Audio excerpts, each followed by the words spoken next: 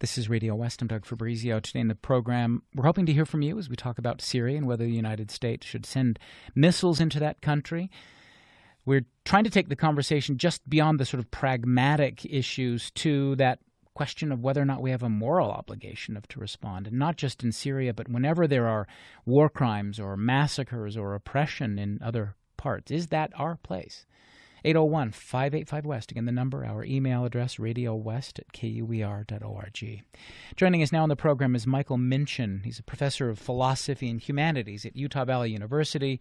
He directs the Peace and Justice Studies program there. He's also co-author of the book Living Ethics. Joining us from his office today in Orem. And Professor, welcome. Thanks for being with us. Thanks for having me. Well, let's start broadly. How are you thinking about all of this right now as the country is debating all of these kinds of questions? What are the things that you're hearing, that you're thinking about? Well, I'll mention a couple things. One is I'm pleased that the president and others, so many Americans, are so troubled by reports of chemical weapons use that they feel a moral impetus to do something. So that's gratifying. It's also gratifying that there are people who are worried about doing such a thing because they know that we have, as a country, often done things under false pretenses and so on, as at least one of your callers has pointed out. Mm-hmm.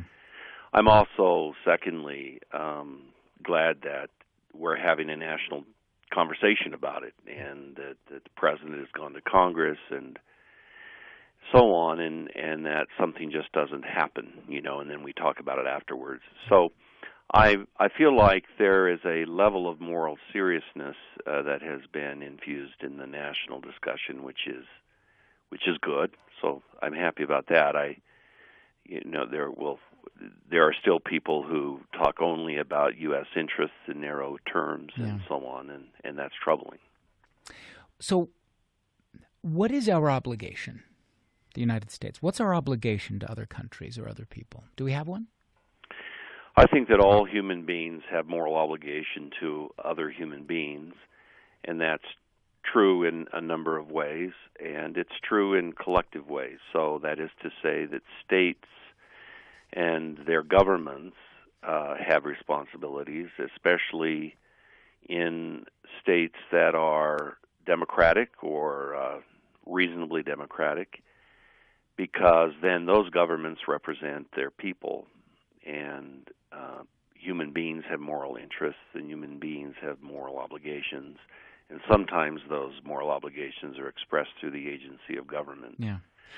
So, yes, indeed, I certainly think that the government of the United States has moral obligations in respect to all kinds of issues that are global in nature. But are we uniquely obligated? Are we any different from Great Britain in terms of our obligation to other, the oppressed in other countries? I think the United States is uniquely obligated in one respect, in this respect, that we have unparalleled power, both hard and soft power. We have more resources to bring to bear against problems that the world faces.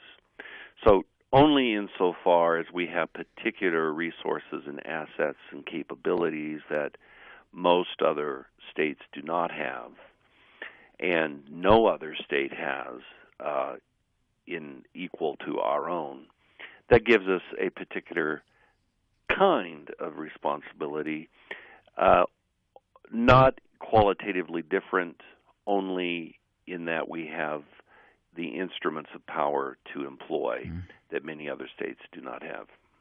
Let's go back to the phones. 801-585-WEST, the number 2. Join the conversation. Lynn is with us. He's in Alpine, Utah. Lynn, welcome. Thank you. Sure. I served in Vietnam and in Iraq on combat frontline missions in both cases. And in both situations, I have grown to find that those were not moral obligations. Those are strictly ideological, political, or financial. I believe that we do have a responsibility to the world, and I do. And I believe that the way the president's going about it, asking for Congress, setting the cause, preaching this is what's going on, and hopefully what he's saying is true. But I worry because, as with Vietnam, as with Iraq, we were fed such a line that was so false, and it cost us so greatly, and rightfully so it cost us, because anytime we do things like that, it should cost us. I'm very concerned about the moral obligation, which I believe we do. I never want to see the Holocaust happen again or things like that. Right. But also, is our heart really there, or is this a business venture? Yeah. Is this serving someone politically? Right. And that is the $64 question. Well, let me put this to Michael Minch. Thanks very much, Lynn. We appreciate that. 801-585-WEST. So this question of motivation, Michael Minch, how does that come into play? I mean, does the fact that we've inconsistently applied, our principles and our standards over the course of our history as a country, does that change our approach or our basic obligation? It makes Lynn, I won't say cynical, but it's skeptical anyway. Well, I appreciate Lynn's comments, and they resonate with my own. I don't think because we've done things badly or deceitfully in the past, it changes our moral obligations, but it should chasten our rhetoric and what we say about ourselves and what we, too easily give authorization for. And that is, in that sense, we should learn from the past. The other thing that needs to be said at this juncture is, and your earlier guest, James Traub, touched on this, what happens all too easily, and it's happening all too easily now, is we talk about the question of intervention and interceding and assisting in binary terms. We say either we should do it or we shouldn't do it, and by should do it, we mean using violent means. Right. But as he mentioned, there are many, many ways to intervene in a problem, and there are many ways open to us, even if they all don't look wonderful. Some are clearly better than others. And so I'm troubled, for example, in respect to the question of Syria, that no one seems to be seriously discussing the possibility of, for example, Obama and Putin getting together, although that will be difficult given recent history. But it may make their getting together all the more powerful if they were to do so, and jointly approaching Assad's regime and trying to get people to a negotiating table. That might not work, but it doesn't mean it's not worth trying. Yeah. You say it's a lack of moral imagination sometimes. A lack of moral imagination. That's exactly our greatest deficit. Einstein said our greatest deficit isn't our knowledge, it's our lack of moral imagination. And you see this time and time again, and you're seeing it now. 801-585-WEST. Again, the number 2. Join us back to the phones. And Phil is joining us in North Ogden. Hi, Phil. How are you? Fine, thanks.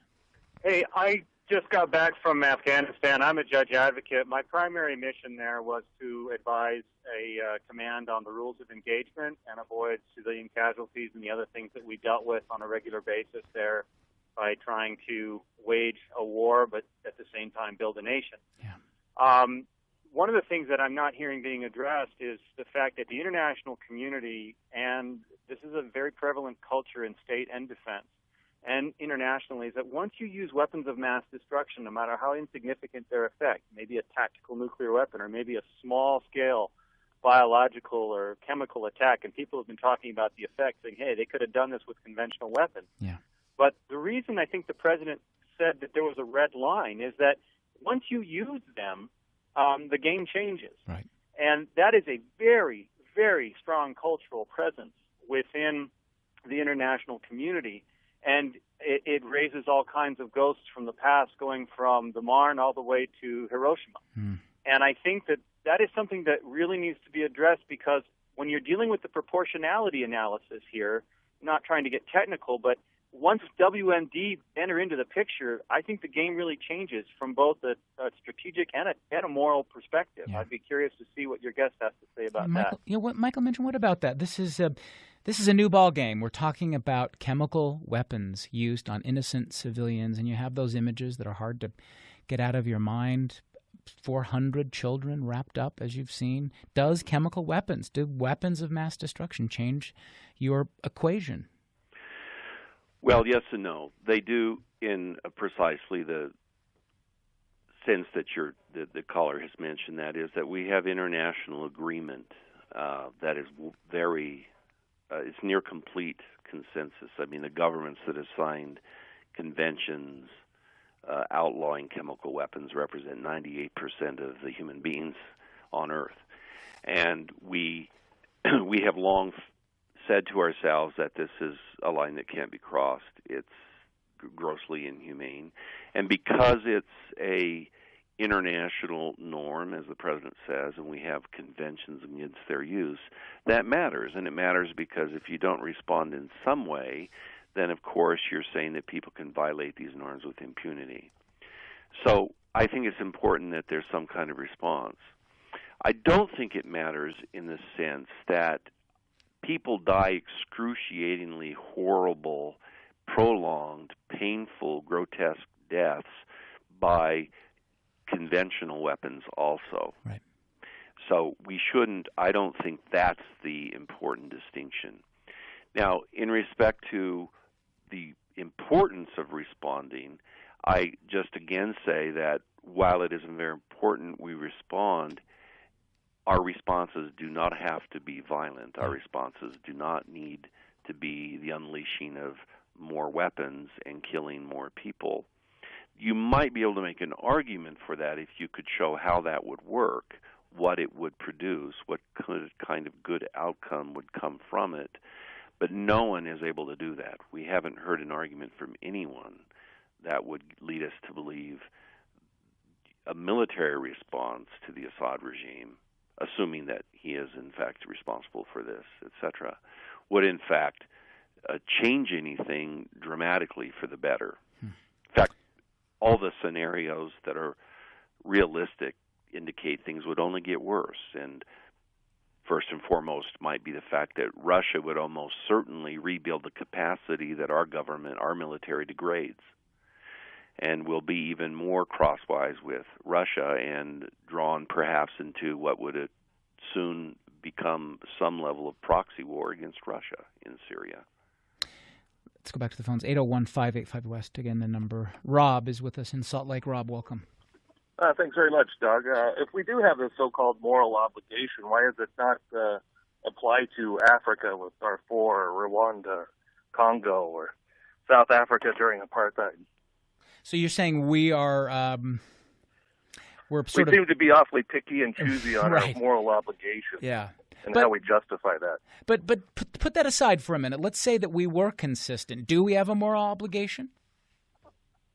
I'm not so sure we do, and if we do have that moral obligation, it should be applied by morals and not a judgmental obligation. Right. And so the idea of it being moral means that you are consistently applying it, right? Correct. Yeah. Rob, thanks. Thank you very much. Yeah, Michael Minchin, what do you think? I mean, again, we keep coming back to that. And again, I guess we're getting in our behavior in the past, and some see it skeptically, some see it cynically, has made us draw certain conclusions about the way we behave now. I guess we can't get away from that. Yeah, that's true. I mean, clearly there's a regressive, deteriorating character to bad behavior because it affects the present when it happened in the past. Yeah. And, we're hearing calls about that, and that's just true. But the fact that we've done things inconsistently, the fact that we haven't lived up to moral obligations, etc., doesn't mean we don't have them. And it doesn't mean we can't go forward and do better. And so, I mean, the immediate caller that previous was, right. Why? What about this? What about that? Why haven't we been involved in a morally straightforward way in other kinds of interventions with other kinds of assistance? And those are very good questions. And the kinds of moral reasoning we employ and wrestling we do in regard to those questions should help us think about what we might do now and what we might do in the future. I mentioned we've got about 30 seconds left, so this may not be a fair question with the little amount of time, but James, Traub was talking about the fact that we're headed into it. We're weary of war, and the era of intervention, in fact, is probably gone. Do you agree with that? Are we heading into another place as a country? Well, we're weary of war at the moment, but I think there's no reason to think that there's some kind of permanent change in our national character and our political culture, and that would be an overdetermined kind of conclusion to make at this point. Our war weariness is probably rather temporary and short-lived. I think it's a good thing. I think we should take this moment to collect our collective moral sensibilities and try to grow up a little bit and be more morally responsible from here on out. But I don't think our war weariness is going to last forever, unfortunately. That's Michael Minch. He directs the Peace and Justice Studies program at Utah Valley University, co-author of the book Living Ethics. Joined us from Orem. Professor, thanks very much for being with us. Thank you. And we invite you to continue the conversation. Go to our website. We'd like to know what you think about this question that we've been working through. Radio West is a production of KUER News, the program produced by Benjamin Bombard and Elaine Clark. I'm Doug Fabrizio.